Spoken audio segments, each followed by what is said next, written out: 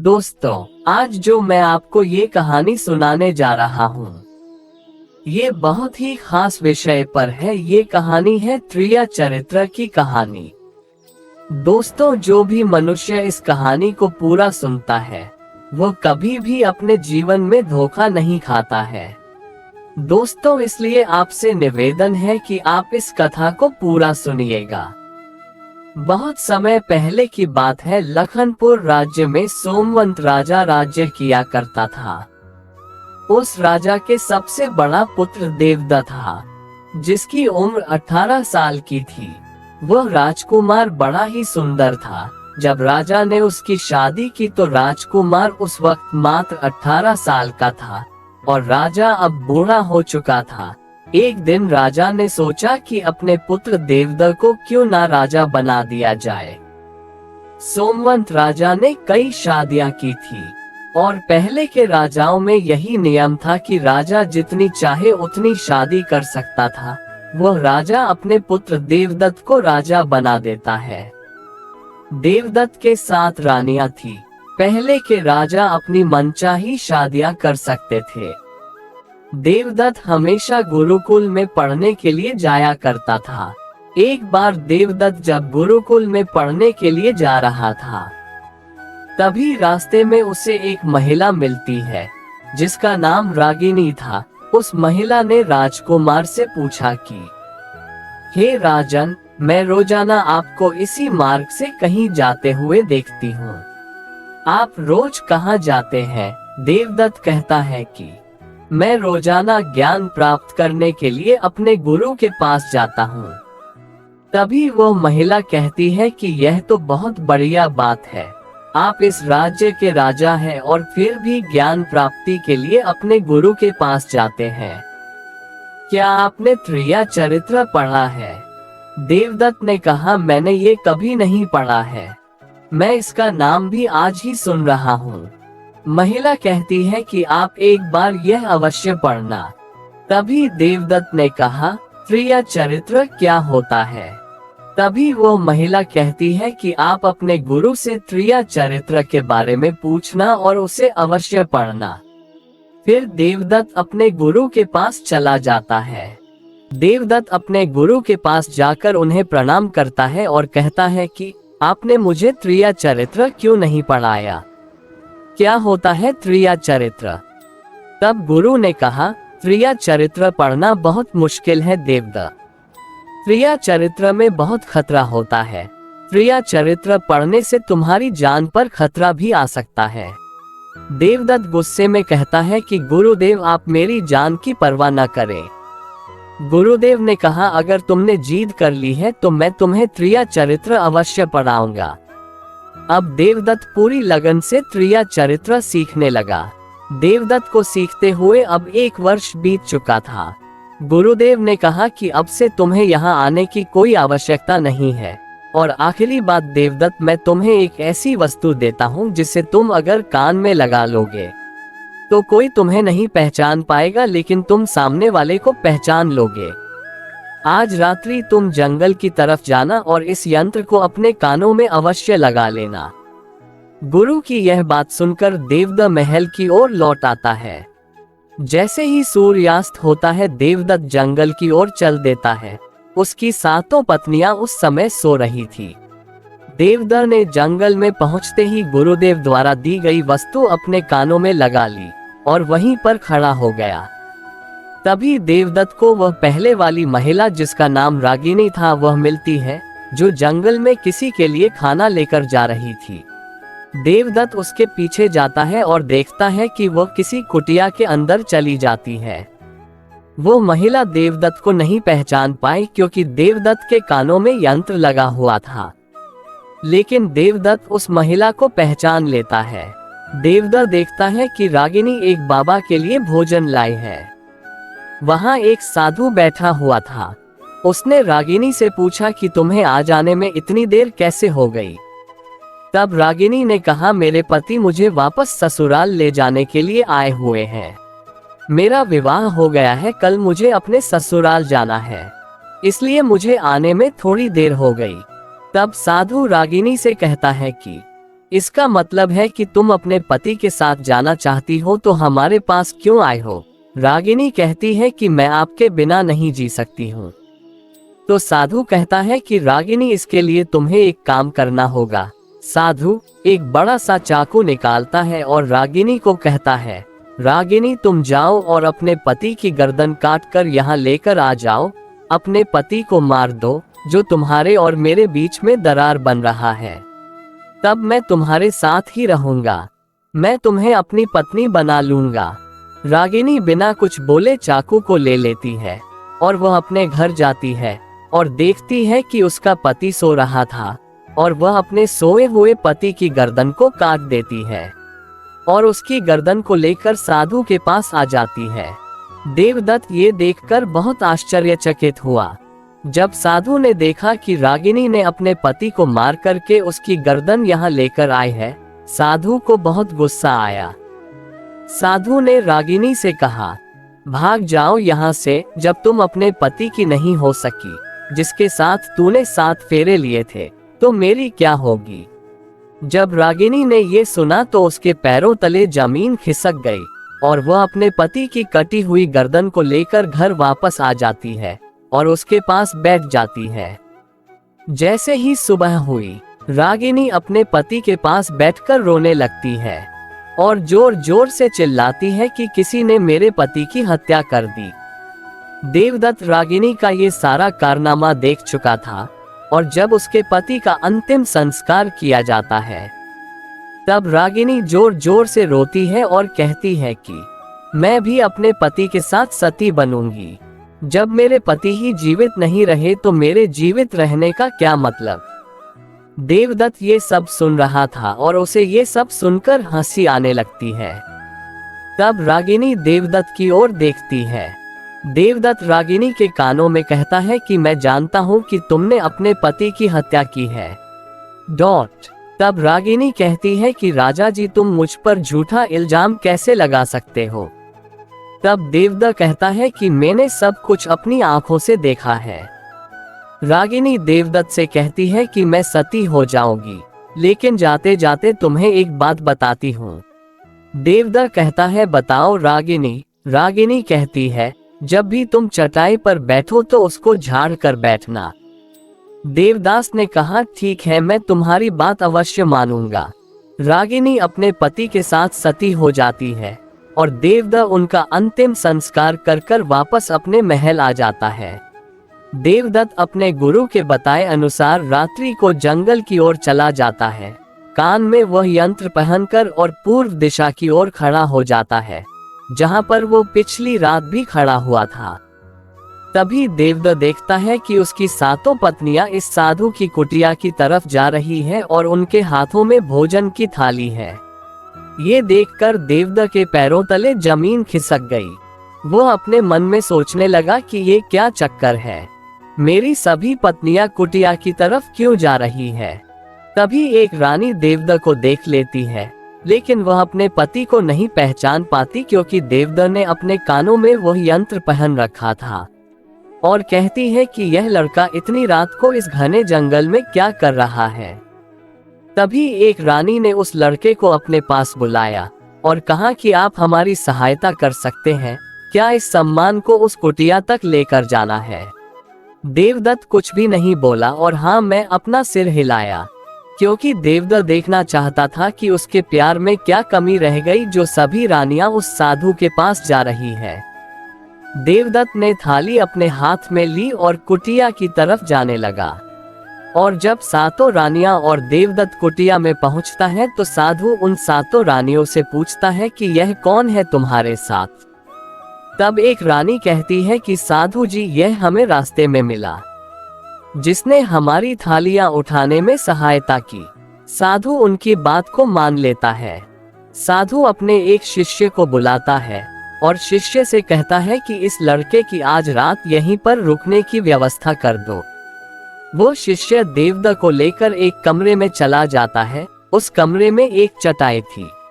शिष्य देवदत्त से कहता है कि आज रात तुम्हें इसी चटाई पर सोना है, और यह कहकर शिष्य वहां से चला जाता है।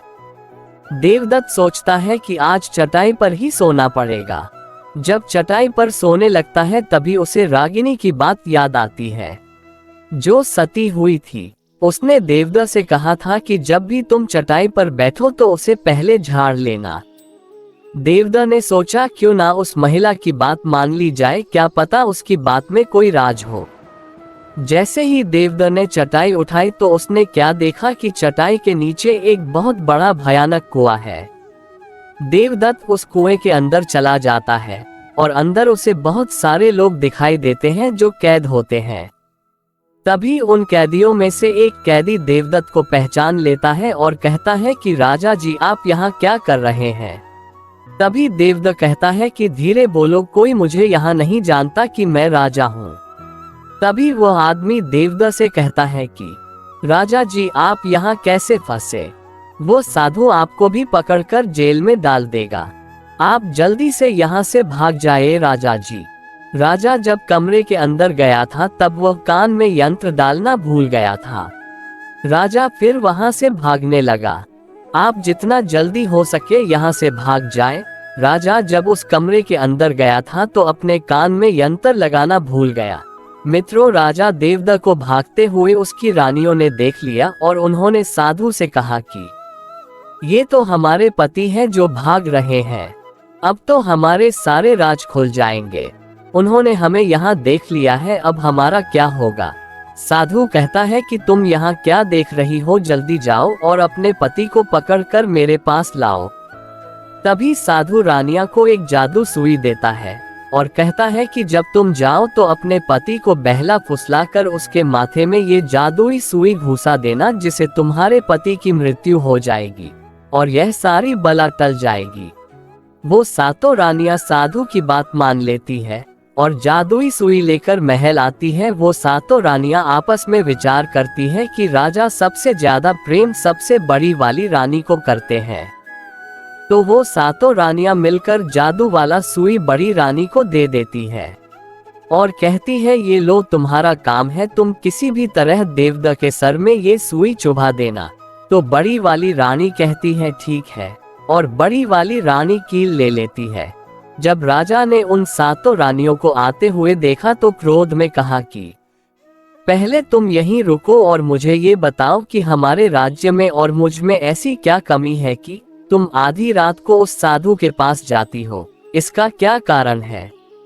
तभी सती रानियां कहती है कि महाराज हमें क्षमा कर दीजिए, हमें खुद नहीं पता हम वहां कैसे पहुंची।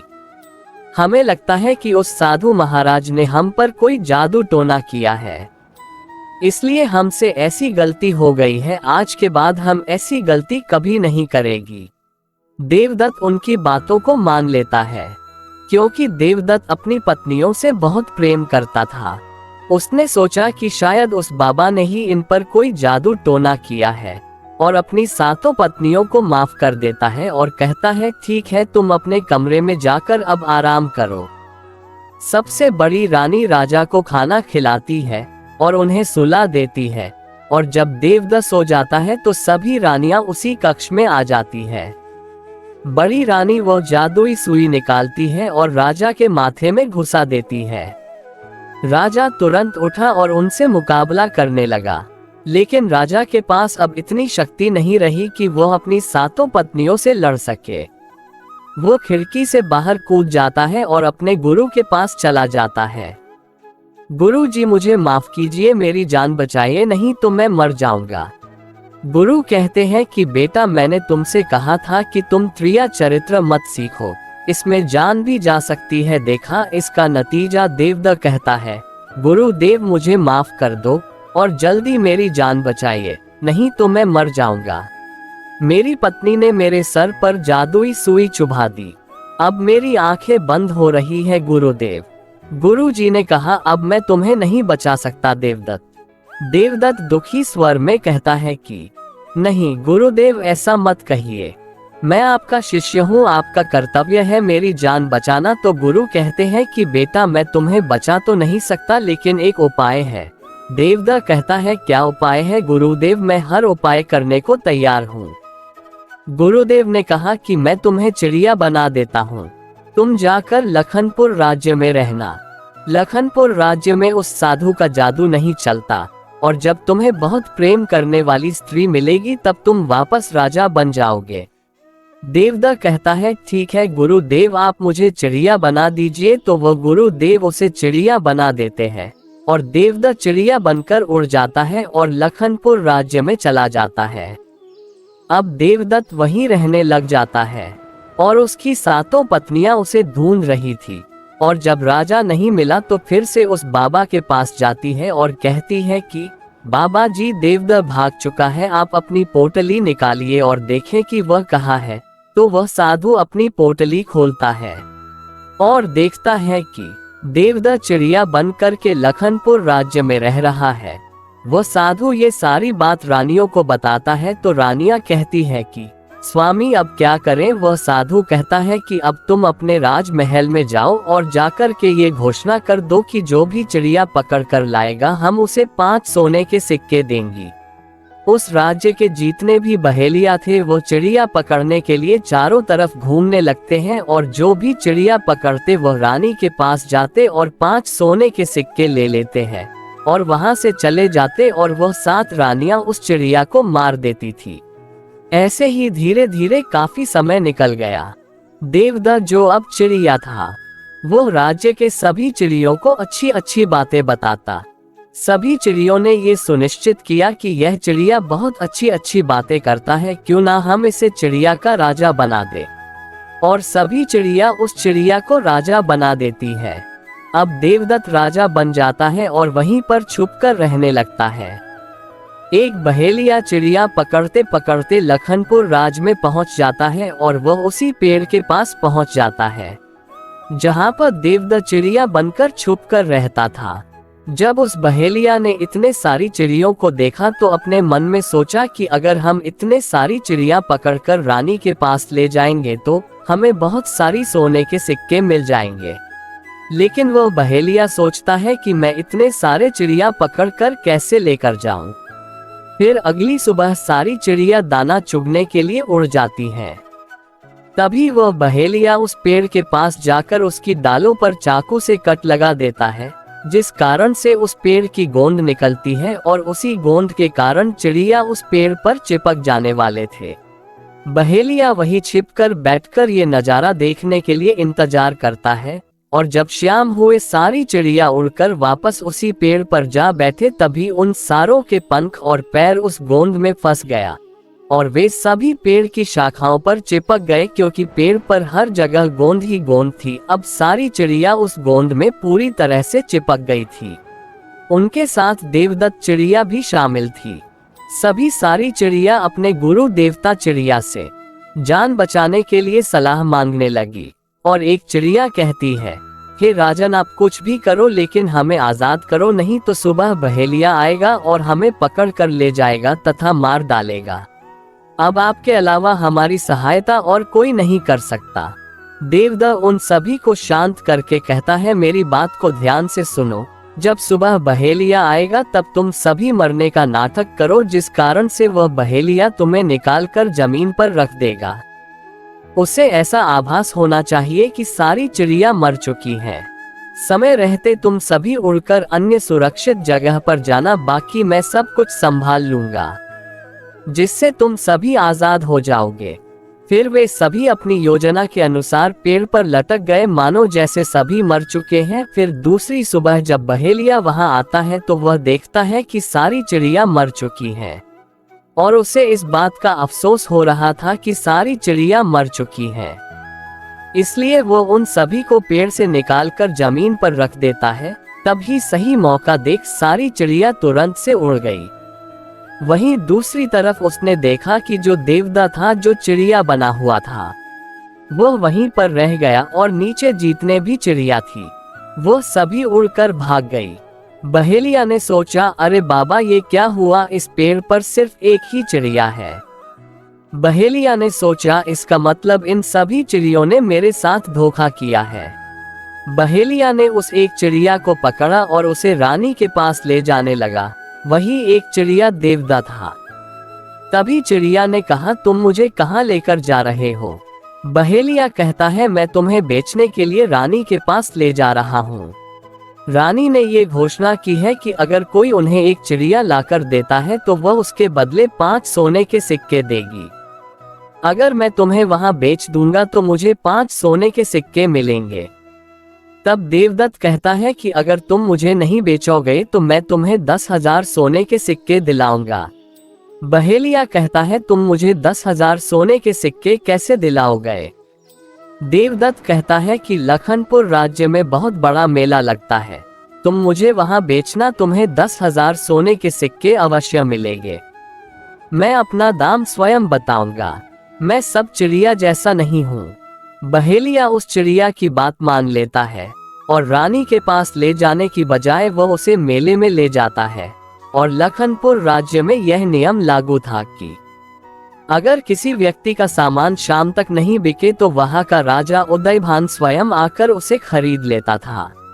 बहेलिया उस चिड़िया को लेकर बाजार में पहुंचा।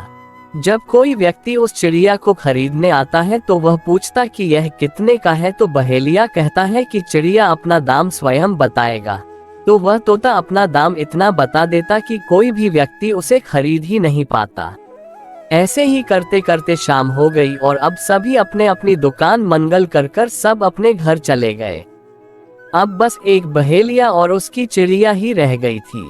इधर राजा ने अपने सिपाहियों को आदेश दिया कि जाओ देखकर आओ किसी का सामान तो नहीं रह गया है। जब राजा के सिपाही आए तो उन्होंने देखा कि एक बहेलिया अपनी चिड़िया को लेकर बैठा हुआ है। सिपाही बहेलिया से कहते हैं कि बहेलिया, तुम्हारी चिड़िया क्यों नहीं बिकी? तुम इसे कितने में बेच रहे हो? तो चिड़िया कहती है कि जो इन्हें 10,000 सोने के सिक्के देगा वही मुझे खरीद पाएगा। उस चिड़िया की बात सुनकर वो सिपाही आश्चर्य में पड़ जाते हैं और सोचते हैं, अरे ये चिड़िया अपना मूल्य स्वयं बताती है। तब सिपाही राजा के पास जाते हैं और राजा को सारी बात बताते हैं और कहते हैं एक बहेलिया एक चिड़िया लेकर बैठा हुआ है और वो चिड़िया अपना मूल्य स्वयं ही बताती है। वो इतना महंगा बताता है, शायद इसीलिए उसे कोई खरीद नहीं सका। राजा सिपाहियों से पूछता है कि वो अपना मूल्य कितना बता रहा है, तो सिपाही कहते हैं अपना मूल्य 10,000 सोने के सिक्के बता रहा है। उदयभान कहता है कि चलिए हम खरीदेंगे, अगर कोई नहीं खरीद रहा तो हमारे राज्य की बदनामी होगी अगर हम उसे नहीं खरीदेंगे तो। तब राजा बहेलिया के पास पहुंचता है और कहता है कि तुम्हारी चिड़िया का मूल्य कितना है? बहेलिया हाथ जोड़कर कहता है कि राजा साहब अपना मूल्य चिड़िया स्वयं बताएगी। वो राजा फिर चिड़िया से पूछता है कि राजा साहब, जो बहेलिया को 10,000 सोने के सिक्के देगा वही मुझे खरीद पाएगा। तब राजा बहेलिया को 10,000 सोने के सिक्के दे देता है और राजा उस चिड़िया को लेकर महल आ जाता है। वो चिड़िया राजा को बहुत अच्छी अच्छी बातें बताती। राज्य में कोई खतरा आने वाला होता तो वो चिड़िया राजा जी को पहले ही सब कुछ बता देती, क्योंकि असल में वो चिड़िया देवदत्त था जो स्वयं राजा था और इसी तरह सब उस तोते से बहुत अधिक प्रेम करने लगते हैं। तभी राजा की पुत्री सुरभि यह सब देखकर बहुत खुश होती है। डॉट, जो दिखने में बहुत सुंदर थी और अब से सुरभि ही उस चिड़िया का ध्यान रखती थी। सुरभि उस चिड़िया को नहलाना, खाना खिलाना सब स्वयं ही करती थी। धीरे धीरे राजकुमारी उस चिड़िया से अति प्रेम करने लग जाती है। वो चिड़िया का अपने से ज्यादा ख्याल रखा करती थी। एक दिन जब राजकुमारी चिड़िया को नहला रही थी तो उसने देखा कि चिड़िया के सिर पर सुई जैसा कुछ लगा हुआ है। राजकुमारी उसको निकाल देती है। राजकुमारी जैसी ही सुई को निकालती है तब वो चिड़िया अपने असली रूप में आ जाती है। अब देवदत्त राजा अपने असली रूप में आ जाता है। उसे देखकर राजकुमारी घबरा जाती है। तब देवदत्त कहता है कि तुम घबराओ नहीं, ये सुई वापस से मेरे सर में लगा दो तो मैं फिर से चिड़िया बन जाऊंगा और इसके बारे में मैं तुम्हें रात में बताऊंगा। राजकुमारी उस सुई को वापस राजकुमार के सर में लगा देती है। जब रात्रि होती है तो राजकुमारी वह सुई वापस निकाल देती है। वो चिड़िया फिर से देवदत्त के रूप में आ जाता है। तब देवदत्त उसे सारी बात बताता है और राजकुमारी से कहता है कि तुम ये बात किसी को मत बताना वरना मेरी जान चली जाएगी। राजकुमारी यह बात अपने माता पिता को भी नहीं बताती है और रात को राजकुमारी उस चिड़िया को अपने कमरे में ले जाती और उसके माथे से सुई निकाल देती और वह राजकुमार बन जाता है और रात में वह दोनों साथ में ही रहते हैं और ऐसे ही धीरे धीरे समय निकलता गया। राजकुमारी को राजकुमार से प्रेम हो जाता है और उधर देवदत्त की पत्नियां राज्य की सारी चिड़िया को मार देती है और फिर भी उन्हें देवदत्त नहीं मिलता। वे उसी साधु के पास जाती हैं और कहती हैं कि हे महात्मा, हमारे पति तो अभी तक हमें नहीं मिले, हम अब क्या करें, उन्हें कैसे मारे। वो साधु फिर से अपनी पोटली खोलता है और देखता है कि वह राजकुमार अभी तक चिड़िया बन के राजा के घर में रह रहा है। वह साधु रानियों से कहता है कि तुम एक काम करो कि तुम नृत्य कला सीख लो, हम सभी मिलकर उस राजा के घर नृत्य कला करने जाएंगे और जब राजा हम पर प्रसन्न हो जाएगा और हमें कुछ मांगने को कहेगा तो हम उस चिड़िया को ही मांग लेंगे। कुछ ही समय में रानिया ने नृत्य कला सीख ली। अब साधु को लगा कि अब हम अपनी चालाकियां में सफल हो जाएंगे। अब वे सभी राजा के दरबार में पहुंच गए। तब वह राजा को अपनी नृत्य कला दिखाते हैं और जब उनके गाने की आवाज चिड़िया के कानों तक पहुंचती है तब चिड़िया सब समझ जाती है कि साधु रानिया के साथ यहाँ पर आया है, अब मेरी जान नहीं बचेगी। तब राजकुमारी चिड़िया के सर से सी निकाल देती है और राजकुमार सारी बात राजकुमारी को बता देता है। तब राजकुमारी कहती है कि अब मैं तुम्हारी सहायता कैसे करूं? तब देवदत्त कहता है कि जब राजा तुम्हें चिड़िया लाने के लिए कहे तब तुम उन्हें चिड़िया मत देना और जब राजा जिद करे तब तुम चिड़िया को पिंजरे को खोलकर फेंक देना। उसके बाद मैं अपने बचने का रास्ता स्वयं ही ढूंढ लूंगा। राजकुमारी कहती है कि ठीक है और वहाँ गाना बजाना हुआ तो राजा प्रसन्न होकर उन्हें कहते हैं कि मांगो, क्या मांगना चाहते हो। वो साधु कहता है कि जो आपके पास चिड़िया है, जो आप कुछ दिनों पहले ही खरीद कर लाए हैं, वो चिड़िया आप मुझे दे दो। राजा कहता है ठीक है। राजा अपने मंत्री को आदेश देता है कि जाओ उस चिड़िया को लेकर आओ। मंत्री राजकुमारी के पास पहुंचता है और कहता है कि ये चिड़िया मुझे दीजिए। राजकुमारी कहती है नहीं दोगी, मुझे ये चिड़िया बहुत अच्छी लगती है। मंत्री कहता है कि देखिए आप जिद मत कीजिए। राजकुमारी कहती है कि तुम जाओ और मेरे पिताजी को यहाँ भेजो, वही आकर इसे ले जाएंगे। मंत्री राजा को जाकर सारी बात बताता है। राजा उदयभान स्वयं आता है। राजा राजकुमारी से कहता है कि यह चिड़िया तुम मुझे दे दो, मुझे ये चिड़िया नृत्य करने वालों को देनी है। तो राजकुमारी कहती है कि पिताजी यह चिड़िया मैं नहीं दोगी। क्रोध में आकर राजा कहने लगा कि तू कैसी बातें कर रही हो, इसे देने का मैंने वादा किया है। जब राजकुमारी ने राजा को क्रोध में देखा तो राजकुमारी को भी गुस्सा आ गया और राजकुमारी गुस्से में पिंजरे को जमीन पर फेंक देती है। वो पिंजरा जैसे ही जमीन पर गिरा वह टूट गया और चिड़िया बाजरी का एक दाना बन जाती है। जैसे ही साधु को ये बात पता चली, साधु भी तुरंत तोता बन जाता है और उस दाने को तोता खाने लगता है। उसमें से जो एक दाना था बस वही राजकुमार था।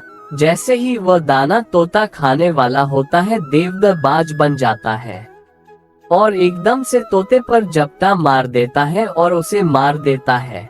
इस तरह से उस साधु की मृत्यु हो जाती है। राजा ये सब देखकर आश्चर्यचकित हो जाता है, फिर से चिड़िया बन जाता है और जो राजकुमारी थी उस चिड़िया के सर से सुई निकाल देती है और वो फिर से पहले जैसा राजकुमार बन जाता है। अब देवदत्त अपने असली रूप में आ जाता है। राजकुमारी अपने पिता को सारी बात बता देती है। देवदत्त कहता है कि देखिए राजा साहब, मैं भी एक राजा हूँ और मैं आपकी बेटी से प्रेम करता हूँ और मैं आपकी पुत्री से शादी करना चाहता हूँ। वो राजा अपनी पुत्री से पूछता है कि बेटी क्या तुम इससे शादी करना चाहती हो? राजकुमारी कहती है कि पिताजी, मैं देवदत्त से बहुत प्रेम करती हूँ।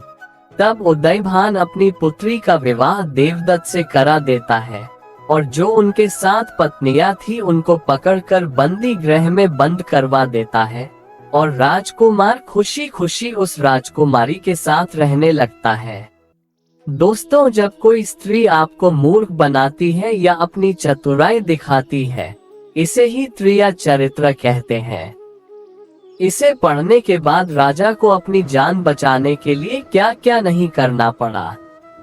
अगर कोई व्यक्ति आपके साथ रहते हुए भी आपसे प्रेम नहीं करता तो आपका उसके साथ रहना उचित नहीं है। दोस्तों, आशा करते हैं कि आपको ये कथा अच्छी लगी होगी।